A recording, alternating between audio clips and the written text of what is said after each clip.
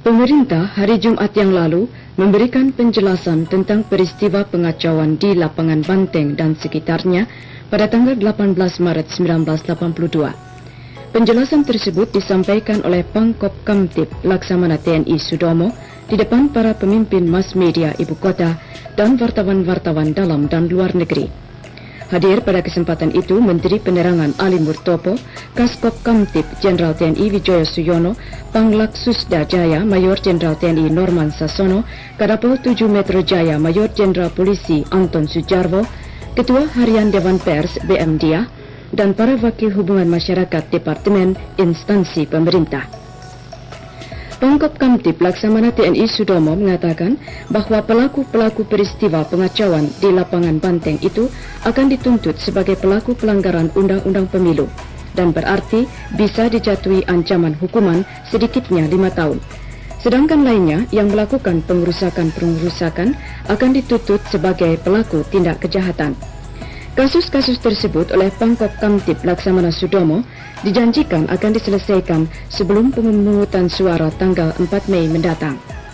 Pangkop Kamtib juga mengatakan telah diadakan penangkapan-penangkapan baru yang didasarkan atas petunjuk-petunjuk dari hasil pemeriksaan dan pengusutan secara intensif dari pelaksana-pelaksana pengacauan di lapangan Banteng yang akan membuka lagi tabir peristiwa pengacauan tersebut. Dikatakan oleh Laksamana Sudomo bahwa Kop Kamtib telah menahan seorang komisaris dari salah satu partai politik, namun tidak berarti partai bersangkutan sebagai organisasi telah terlibat. Menteri Dalam Negeri Amir Mahmud belum lama ini meresmikan secara simbolik proyek-proyek pembangunan di Parepare, Sulawesi Selatan untuk tahun anggaran 1981-82. Jumlah seluruh proyek yang diresmikan adalah 11.217 proyek dengan biaya pembangunan 14 miliar 748 juta rupiah lebih, terdiri dari proyek-proyek sektoral, Impres Dati 1, proyek bantuan pembangunan Dati 2, Impres Sekolah Dasar, Impres Kesehatan, dan proyek-proyek bantuan pembangunan desa. Gubernur Sulawesi Selatan Andi Odang mengemukakan hasil-hasil pembangunan selama Pelita 3 ini di daerahnya seperti peningkatan produksi padi, ekspor, bidang pendidikan dan sarana perhubungan telah benar-benar dirasakan manfaatnya oleh masyarakat luas. Menteri Dalam Negeri Amir Mahmud menyatakan gairah pembangunan memang tidak perlu terpengaruh oleh gairah pemilihan umum. Karena pembangunan dilakukan terus-menerus, sedangkan pemilihan umum menurut demokrasi Pancasila dilakukan setiap 5 tahun sekali. Menteri mengatakan pembangunan nasional, demikian pula pelaksanaan pemilu, serta penyelenggaraan pemerintahan lainnya di dalam pemerintahan Orde Baru sekarang ini merupakan usaha bertahap dan terus-menerus dan konsisten untuk mewujudkan masyarakat Pancasila. Menteri Dalam Negeri beserta rombongan meninjau kantor Wali Kota Parepare yang baru diresmikan. Menteri Koordinator Politik dan Keamanan M. Panggabean hari Rabu yang lalu di Irian Jaya menyerahkan daftar isian proyek kepada Gubernur Irian Jaya Dr. Andes Busiri Suryo Winoto. Gubernur Busiri selanjutnya menyerahkan DIP tersebut kepada instansi-instansi di wilayahnya yang mendapatkan proyek. Jumlah DIP yang diserahkan tersebut naik sekitar 60% dibanding dengan anggaran tahun 1981-82. DIP tahun anggaran 1982-83 untuk Irian Jaya meliputi 193 proyek dengan dana seluruhnya 91,8 miliar rupiah. Selain itu diserahkan pula bantuan Impres Provinsi, Kabupaten, Kecamatan, dan Impres Desa tahun anggaran 1982-83 sebesar 115 miliar rupiah.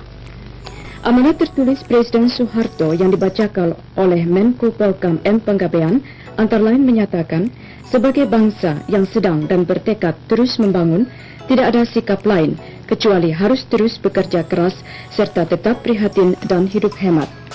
Kepala negara memesankan agar kemampuan, daya dan dana yang ada harus dimanfaatkan semaksimal mungkin untuk mencapai kemajuan dalam rangka mempercepat dan mensukseskan pembangunan. Sekarang kami sampaikan berita terakhir minggu ini. Presiden Soeharto menilai pelaksanaan Pelita 3 yang kini sedang berjalan sebagai babak pertengahan yang sangat penting untuk meletakkan landasan mencapai masyarakat adil dan makmur berdasarkan Pancasila. Landasan untuk mencapai masyarakat adil dan makmur berdasarkan Pancasila itu menurut Kepala Negara ditandai antara lain dengan tingkat ekonomi nasional yang memiliki kemampuan industri yang tinggi dengan dukungan pertanian yang kokoh. Presiden Soeharto menyatakan hal itu dalam sambutan tertulis yang dibacakan Menteri Muda Transmigrasi Martono pada penyerahan daftar isian proyek 1983 untuk Sumatera Utara di Medan kemarin. DIP untuk proyek-proyek sektoral dari dana APBN 1982-83 untuk Sumatera Utara berjumlah 126 proyek dengan nilai seluruhnya 128 miliar rupiah.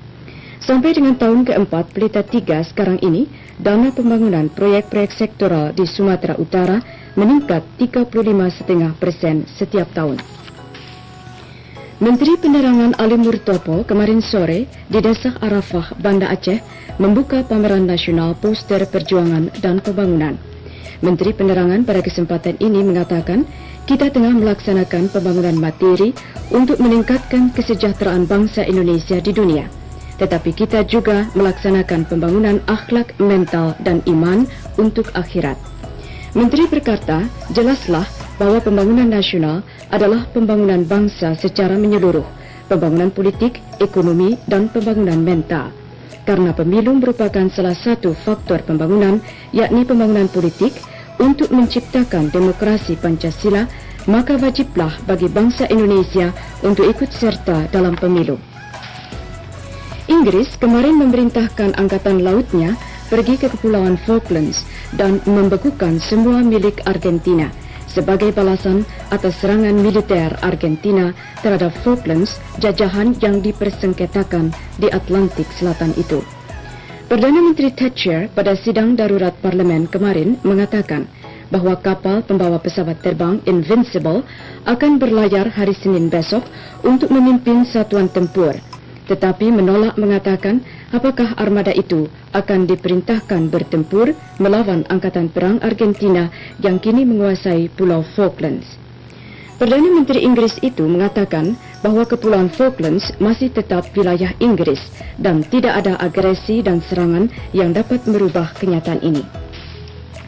Saudara, sekian sehari berita sepekan dan berita terakhir minggu ini. Selamat siang.